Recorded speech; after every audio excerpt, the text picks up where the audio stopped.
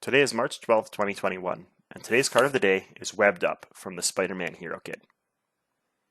Webbed Up is an expensive 4-cost upgrade from the Marvel Champions core set contained in Spider-Man's kit. It's a card that can be played in hero form and attached to an enemy, usually the villain, max 1 per enemy.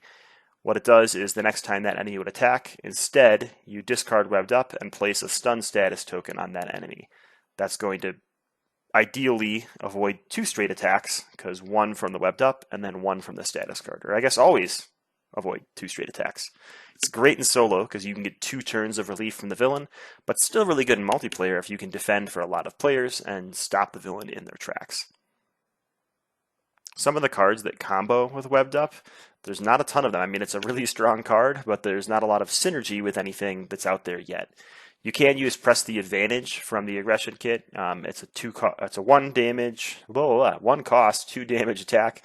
If it attacks an enemy that's stunned or confused, you're going to draw a card. So you're going to draw a card once you get to that stunned from Webbed Up there. So that can be really powerful.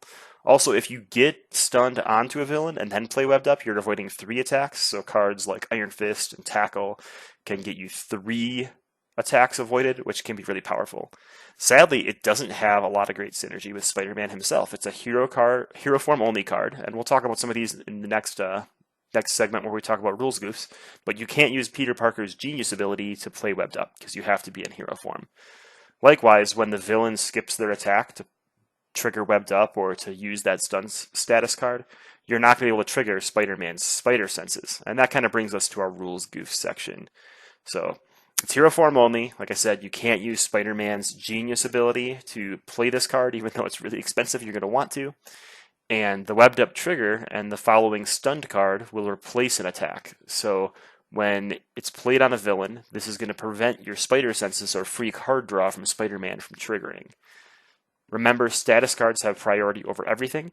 So if you have a stunned villain who is Webbed Up and that villain wants to perform an attack, first you're going to remove the stunned card.